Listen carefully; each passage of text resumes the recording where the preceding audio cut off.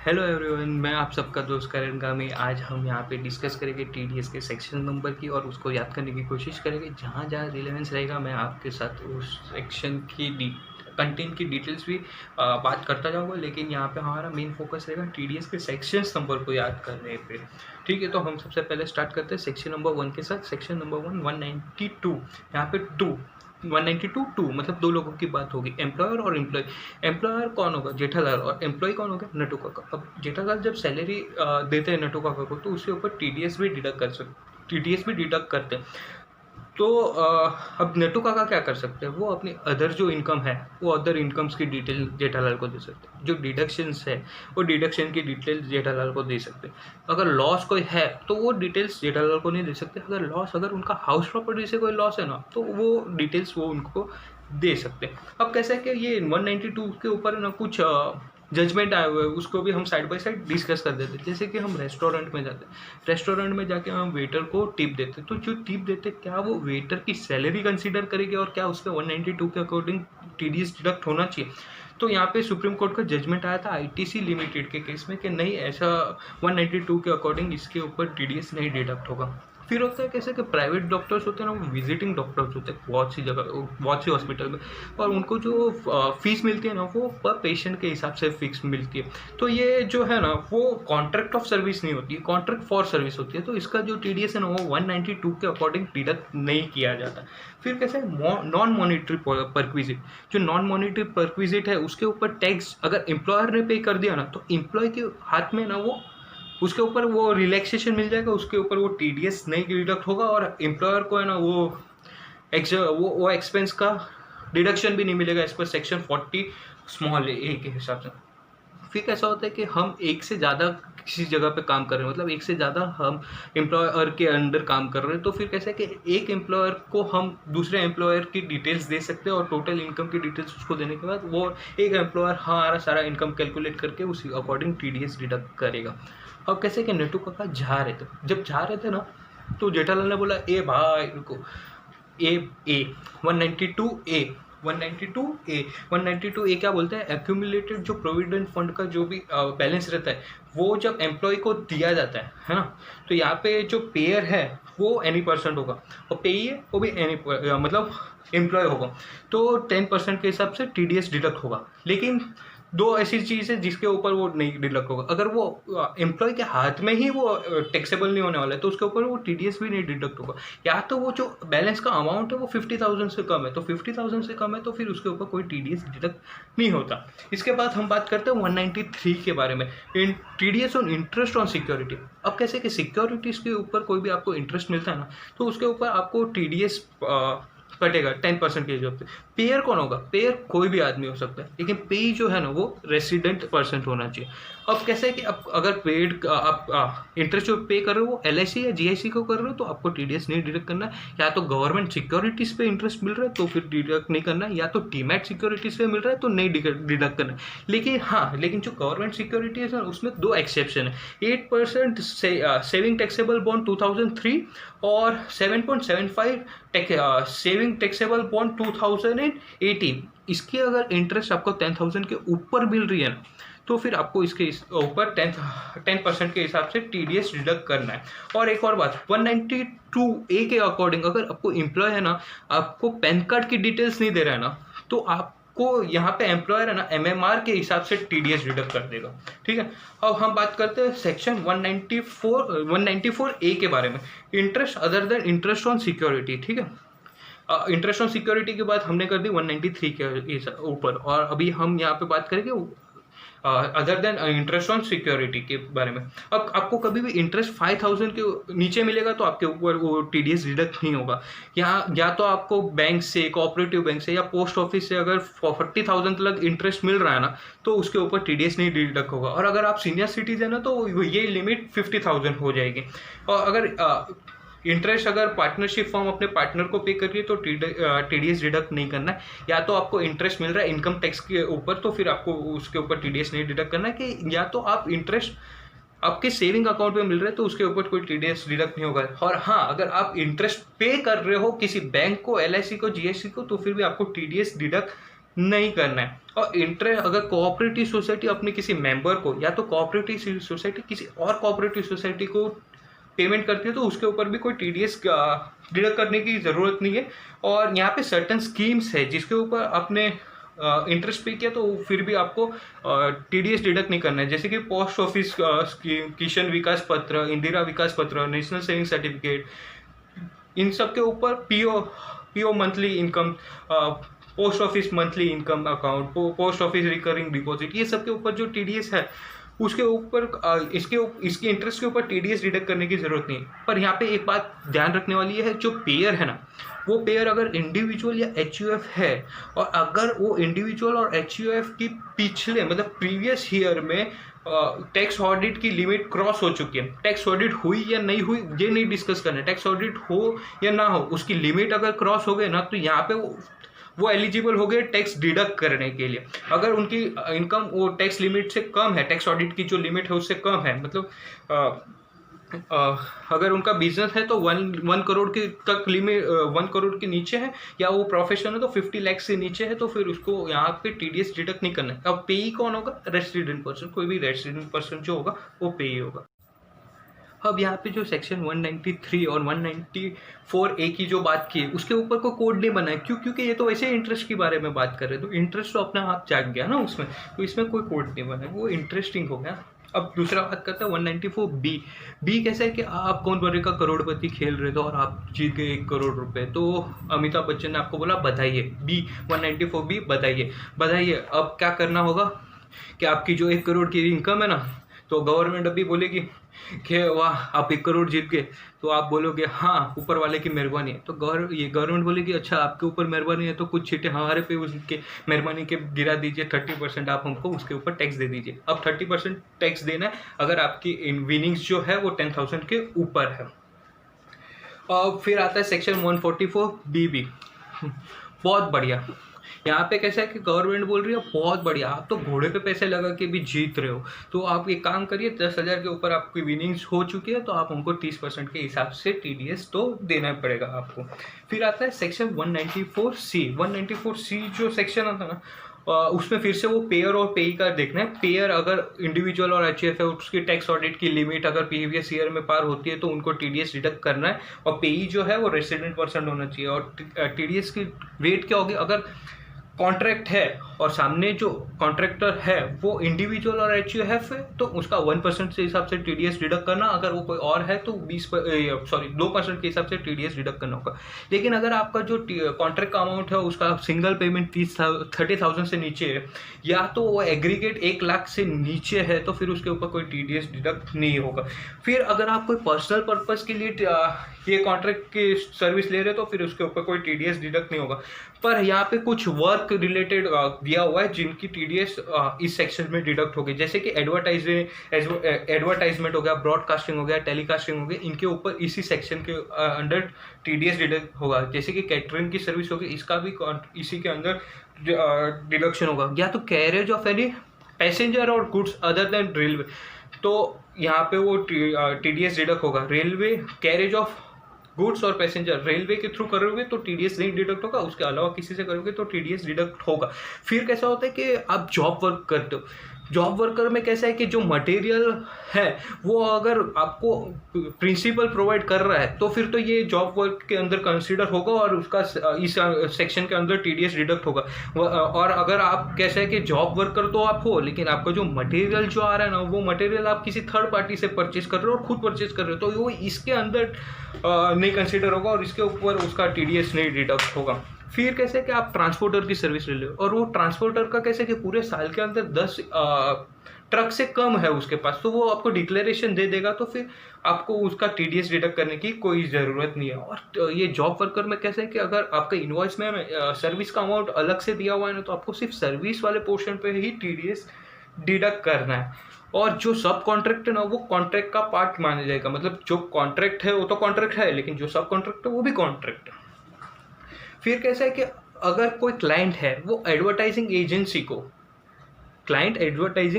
को जो पेमेंट करेगा उसके ऊपर तो उसको टीडीएस डिडक्ट करना है। लेकिन जो एडवर्टाइजिंग एजेंसी है ना वो अगर टीवी चैनल या न्यूज़पेपर कंपनी को पेमेंट करती है ना तो उस टाइम पे उसको ये TDS डिडक्ट करने की कोई ज़रूरत नहीं है, क्योंकि हाँ फिर कैसे कि टीवी चैनल और ब्रॉडकास्ट की जो रहती है ना, वो कोई पब्लिश कंपनी के पास जाते हैं, हाँ पब्लिश कंपनी नहीं, प्रोडक्शन हाउस के पास जाते हैं और उनको बोलते हैं कि हमको है ना एक शो बना के चाहिए, जैसे कि तारक मेहता, कि हमको ये जेठालाल इसको बनाना ये हमारी रिक्वायरमेंट है और इस हिसाब से आप मेरे को बना के दे दीजिए। तो वो बोलते ठीक है, वो मोदी जी है जो उसके, वो बोलते हैं ठीक है हम बना के दे देंगे, आपकी जो भी रिक्वायरमेंट है उस हिसाब से उन्होंने बनाया और वो दे दिया। तो ये जो बना के दिया ना, उसके ऊपर वो कॉन्ट्रैक्ट के हिसाब से इसके ऊपर TDS डिडक्ट होगा।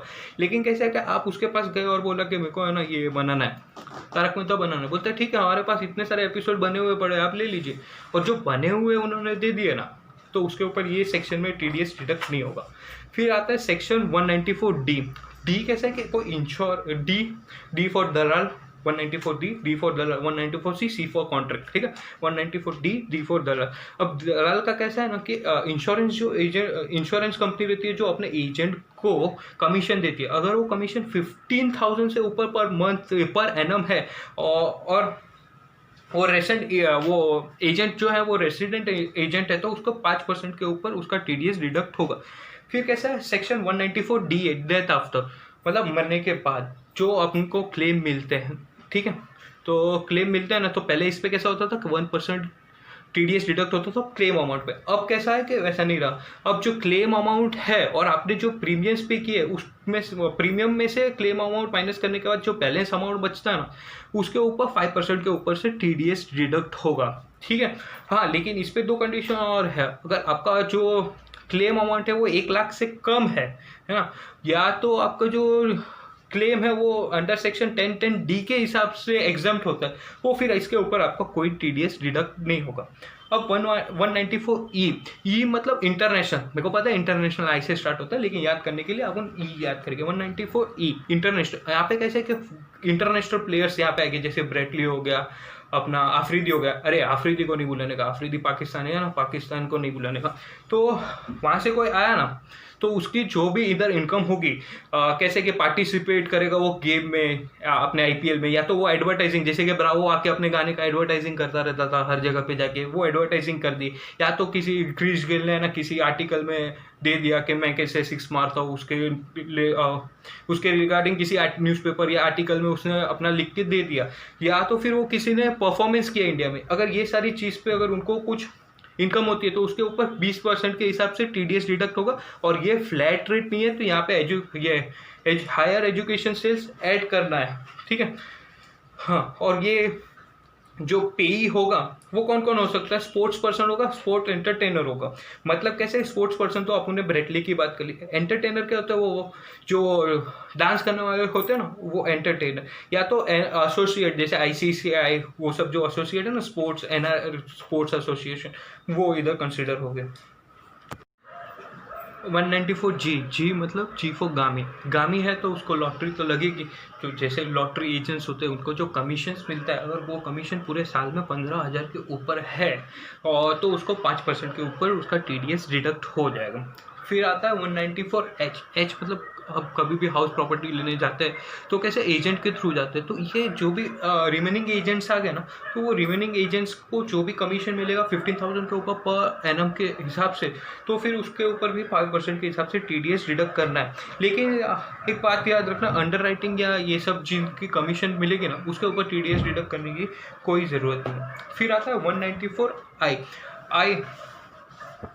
अब कैसे है, गोकुलधाम सोसाइटी में आपने देखा रहेगा अय्यर और बबीता, तो जो उसका फ्लैट है ना वो बबीता के नाम पे, तो अय्यर क्या करता है, बबीता को रेंट देता है।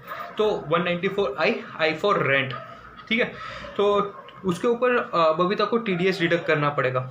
अगर प्लांट एंड मशीनरी है तो फिर तो 2%, या नहीं तो ये लैंड है, बिल्डिंग है या फर्नीचर है तो फिर 10% के हिसाब से उसको TDS डिडक्ट करना पड़ेगा। लेकिन कब करना पड़ेगा, अगर वो अमाउंट 2,40,000 के ऊपर जा रहा है तो फिर वो TDS डिडक्ट करना पड़ेगा। लेकिन यहाँ पे समझ लीजिए कोई जॉइंट ओनर, मतलब एक ही घर के 2 ओनर्स है, तो फिर वो 2,40,000 की लिमिट्स दोनों के लिए अलग अलग देखी जाएगी, है ना। हाँ, फिर जो रिफंडेबल नॉन रिफंडेबल डिपॉजिट होती है, या तो फिर आपको जो अरियर्स थे उसका रिकवरी होता है रेंट का, ये सब जो भी रेंट होगा ना वो सबको इंक्लूड करेंगे और ये सब के ऊपर भी टीडीएस डिडक्ट होगा। अब कैसा है कि जो अपना बिजनेस ट्रस्ट होता है, बिजनेस ट्रस्ट की जो रेंट की इनकम होती है तो वो एग्जम्प्ट होती है अंडर सेक्शन 1023 FC। तो अगर वो इनकम ही एग्जम्प्ट है तो उसके ऊपर टीडीएस डिडक्ट करने की कोई ज़रूरत नहीं है। ठीक है। अब कैसा है कि एक इशू होता है कि जो मतलब जो फ्लाइट होती है एयरक्राफ्ट वाले, वो कैसे है कि पार्किंग की फैसिलिटी यूज़ करते हैं अपना एयरपोर्ट पे जो पार्किंग की फैसिलिटी यूज़ करते हैं। तो कैसा हुआ था कि जो एयरलाइंस वाले थे ना, तो यहाँ पे उनके ऊपर है ना जजमेंट आया था और उन्होंने कहा था कि इसको है ना कॉन्ट्रैक्ट के हिसाब से देखना है, क्योंकि ये सिर्फ ये लैंड नहीं यूज़ कर रही है, वो सारी सर्विस यूज़ कर रहे हैं, और जब सर्विस यूज़ कर रहे हैं तो वो कॉन्ट्रैक्ट हो गया, और उसका जो टीडीएस है वो 194C कॉन्ट्रैक्ट के हिसाब से डिडक्ट होना चाहिए, 194I के हिसाब से टीडीएस डिडक्ट नहीं करना चाहिए। और आपका जो रेंट अमाउंट है, रेंट के साथ अगर आपका म्यूनसिपैलिटी टैक्स भी है तो म्यूनसिपैलिटी टैक्स वाले पार्ट के ऊपर आपको टीडीएस डिडक्ट करने की ज़रूरत नहीं है। और इसके बाद आपने है ना हाउस प्रॉपर्टी मतलब इमूवेबल प्रॉपर्टी खरीदी, कितने की खरीदी? 50 लाख के ऊपर की। 50 लाख किसके? एक्चुअल अमाउंट के या एचडीवी के? एक्चुअल अमाउंट की। जो मैंने प्रॉपर्टी खरीदी वो 50 लाख के ऊपर की खरीदी। जैसे ही 50 लाख की प्रॉपर्टी मेरी खरीदती हुई गवर्नमेंट को दिखी तो गवर्नमेंट आ गई मेरे पास, बोलते हैं कि बहुत पैसे कमा रहे हो, थोड़े बहुत पैसे की बारिश हम पे भी कर दो। तो मैंने बोला आइए 194 आइए। अगर आपको इमूवेबल प्रॉपर्टी परचेज करते हो और उसका जो अमाउंट है वो 150 लाख के ऊपर है तो आपको 1% के हिसाब से वो टीडीएस डिडक्ट करना है सामने वाले से। पेयर एनी पर्सन, और इधर भी एनी पर्सन रेसिडेंट होना चाहिए। अब कैसे? हाँ, फिर 194IB क्या बोलता है? 194IB गवर्नमेंट मेरे को पूछती है बहुत बड़ा हो गया क्या तू? इतना बड़ा हो गया कि सारे रेंट 50,000 के ऊपर तू पे करेगा? बोला हाँ, मैं इतना बड़ा हो गया कि मैं सिर्फ 50,000 के ऊपर रेंट पे करूँगा। तो ठीक है, गवर्नमेंट बोलती है इतना बड़ा हो ही गया है तो फिर IB इतना बड़ा हो ही गया है तो ठीक है, तेरा फिर 5% के ऊपर से तेरे को टीडीएस भी डिडक्ट करके ही पे करना होगा। अब कैसे पे कर, ये टीडीएस कब डिडक्ट करोगे? आपको टीडीएस तब डिडक्ट करना है जब आपका ये लास्ट मंथ, मतलब जो प्रीवियस ईयर खत्म हो रहा है उसका लास्ट मंथ का रेंट पे करते टाइम, या तो आपका वो टेनेंसी का लास्ट मंथ है विच एज द केस में भी, उस टाइम पे आपको वो टीडीएस डिडक्ट करना है। और टीडीएस डिडक्ट करने के टाइम पे समझ लीजिए आपको सामने वाले ने पैन कार्ड नहीं दिया, तो पैन कार्ड में कैसे, अगर सामने वाला पैन कार्ड नहीं इशू करते तो 20% के हिसाब से टीडीएस डिडक्ट हो जाता है। तो समझ लीजिए 20% के ऊपर से टीडीएस डिडक्ट हो रहा था, लेकिन आपके जो रेंट अमाउंट था ना वो इतना सफिशिएंट नहीं था कि वो 20% कवर कर सके। तो फिर कैसा है कि जितना आपका लास्ट मंथ का टैक्स है, ये लास्ट मंथ का जो रेंट अमाउंट है ना, वही हायर अमाउंट होगा, उतना ही आपको टीडीएस डिडक्ट करना होगा। ठीक है। फिर आता है सेक्शन 194IC। कैसा होता है ना, जॉइंट एग्रीमेंट होता है इसमें। एक आदमी रहता है जिसके पास लैंड पड़ी हुई रहती है, वो लैंड देता है दूसरे आदमी को, दूसरा आदमी उसके ऊपर बिल्डिंग बना के वो पहले आदमी को उसके कुछ फ्लैट्स देता है। तो फ्लैट्स दे रहा था ना, तो साइड में से कैश भी दिख रहा था। तो गवर्नमेंट ने बोला वो कैश जाता, वो IC मैंने देख लिया, मैंने देखा IC 194IC। ठीक है। जब भी ऐसा कोई कॉन्ट्रैक्ट होता है तो उसके ऊपर जो भी ट्रांजेक्शन हो रहा है उसके ऊपर 10% के हिसाब से टीडीएस डिडक्ट करना है। पेयर एनी पर्सन और पे रेसिडेंट पर्सन होना चाहिए। अब 194J मतलब जान के दुश्मन। सबसे ज़्यादा जान के दुश्मन कौन होते हैं? आपके जान के दुश्मन होते हैं वो प्रोफेशनल लोग जो बल्क में ऐसा पैसा कमा के ना आपको डिप्रेशन में डाल देते, आपको उनकी इनकम दिखा के जलाते रहते। तो गवर्नमेंट ने बोला ठीक है, तेरी जान जली ना, तो अब मैं उसकी जान जलाऊंगा। क्या करूँगा मैं? अगर वो प्रोफेशनल फीस लेता है या टेक्निकल सर्विस की फीस लेता है या रॉयल्टी लेता है या तो फिर नॉन कॉम्पीट फीस लेता है या डायरेक्टर फीस लेता है, ये सब फीस अगर वो लेता है ना तो फिर मैं उसके ऊपर टीडीएस डिडक्ट कर दूंगा। लेकिन फिर बोला कि नहीं, हर एक इतने ख़राब नहीं होते, हर एक प्रोफेशनल आदमी इतना ख़राब नहीं होता। बोलता है ठीक है चल, हर कोई नहीं ख़राब होता ना, तो 30,000 तक की लिमिट दे देते। प्रोफेशनल फीस 30,000 तक दी ना तो नहीं टीडीएस कट होगा। टेक्निकल सर्विस 30,000 तक दी तो नहीं टीडीएस होगा, डिडक्ट होगा। रॉयल्टी 30,000 तक नहीं टीडीएस डिडक्ट होगा। फिर नॉन कॉम्पीट फीस में भी 30,000 तक टीडीएस डिडक्ट नहीं होगा। लेकिन जो डायरेक्टर है वो छोटा हो के बड़ा वो बहुत बड़ा ही रहता है, तो उसके ऊपर कोई लिमिट नहीं है, उसका 1 रुपया भी पे किया तो उसके ऊपर TDS डिडक्ट किया जाएगा। अब समझ लीजिए एक आदमी है, उसको मैंने 25,000 प्रोफेशनल फीस दी और 25,000 उसको टेक्निकल सर्विस के लिए फीस दी, तो क्या इसके ऊपर मेरे को TDS डिडक्ट करना होगा 194J के हिसाब से? नहीं, यहाँ पे TDS डिडक्ट नहीं करना पड़ेगा। वो जो 30,000 की जो लिमिट्स है ना, वो इंडिविजुअली एक एक को देखनी होगी। मतलब ये प्रोफेशनल के लिए अलग, टेक्निकल फीस के लिए अलग, रॉयल्टी के अलग, वो अलग अलग बाइफरकेशन के साथ देखना होगा, एक कंबाइन करके नहीं देखना है वो लिमिट को, ठीक है। फिर 194 LA ले गए, कंपलसरी एक्विजिशन ऑफ लैंड ले गए, आपकी लैंड ले गए। तो गवर्नमेंट अगर आपको कंपलसरी एक्विजिशन लैंड ले लेते हैं तो उसके ऊपर कंपनसेशन आपको देते हैं, और वो कंपनसेशन जब देते हैं तो अगर वो कंपनसेशन 2,50,000 के ऊपर मिल रहा है आपको, ठीक है, 2,50,000 के ऊपर मिल रहा है पर एनम, तो उसके ऊपर 10% के ऊपर 10% के हिसाब से TDS डिडक्ट करने के बाद वो आपको मिलेगा। हाँ, लेकिन जो एग्रीकल्चर रेंट है उसके ऊपर TDS डिडक्ट करने की कोई ज़रूरत नहीं, क्योंकि वो वैसे भी प्रॉब्लम नहीं क्रिएट होता है उसका। अब आता है सेक्शन 194 LB मतलब कैसे है कि फॉरेन के लोग आए थे जिन्होंने अपने इंटरेस्ट और इंफ्रास्ट्रक्चर बॉन्ड में ना पैसा बहुत लगाया, बहुत पैसा लगाया उन्होंने यहाँ पे, और पैसा लगाया तो फिर उनको है ना इंटरेस्ट की इनकम, इंफ्रास्ट्रक्चर डेट फंड के ऊपर से कुछ इनकम हो रही थी, तो इनकम होते हुए दिखी गवर्नमेंट को, इनकम होती हुई तो दिखी, इनकम जाती हुई दिखी उसको। तो गवर्नमेंट ने बोला, अरे गोरे, एक तो तू गोरा आदमी, दूसरा तू फॉरेन की कंपनी, यहाँ से तू पैसा लेके बाहर जाएगा, लेके बाहर मतलब IB लेके बाहर जाएगा और मैं देखता रहूँगा, ऐसा नहीं होगा। मैं आपसे, भले मैं आपकी बहुत इज्जत करता हूँ, इंफ्रास्ट्रक्चर डेट फंड में आपने डाला है, लेकिन आपको बिना TDS दिए तो मैं नहीं जाने दूंगा। 5% के हिसाब से आप खुशी खुशी TDS दे दीजिए, आपको एकदम नॉमिनल रेट लगा रहा हूँ, TDS 5% के हिसाब से दे दीजिए। बोलते हैं ठीक है, लेकिन एक मिनट, अगर नोटिफाइड जुडिशियल एरिया का अगर आप आदमी हो ना, फिर मैं नहीं देखूंगा। जो हमारे देश का नहीं ना, मैं उसका भी नहीं, ठीक है। हमारी गवर्नमेंट ऐसी है कि हमारे देश का नहीं तो हमारा भी नहीं, तो उस हिसाब से उसका 30% के हिसाब से टैक्स डिडक्ट होगा। और ये दोनों के अंदर एक बात याद रखना कि ये फ्लैट रेट नहीं है, यहाँ पे एजुकेशन सेस याद ऐड होगा यहाँ पे दोनों में। फिर आता है सेक्शन 194 M फॉर मन। गवर्नमेंट बोलता है यार मन ही नहीं भर रहा है, यार मेरा मन ही नहीं भर रहा है, क्या करूँ यार, TDS इतना आया ही नहीं यार, पैसे ही दिए हैं, क्या करने का। तो है वाला जो कॉन्ट्रैक्ट वाले हैं, जो ब्रोकर वाले हैं, फिर ये जो प्रोफेशनल फीस वाले हैं, इनमें जो आ गए वो तो आ गए, लेकिन ऐसा तो नहीं है ना कि जो 30,000 की लिमिट से कम कमा रहे वो कम ही कमा रहे ही नहीं है। बोलते हैं हाँ तेरी बात तो सच है, तो ठीक है, जो कॉन्ट्रैक्ट वाले हैं, कमीशन ब्रोकर है, या तो फीस फॉर प्रोफेशनल सर्विस ले रहे, ठीक है, और वो इंडिविजुअल और HUF है जो सेक्शन 196 में 194 C में, H में और J में कवर नहीं हुए, वो इंडिविजुअल अगर पे कर रहे हैं किसी रेसिडेंट पर्सन को, ठीक है, और वो अमाउंट 50 लाख के ऊपर है, तो उसके ऊपर भाई 5% के ऊपर TDS डिडक्ट करना पड़ेगा।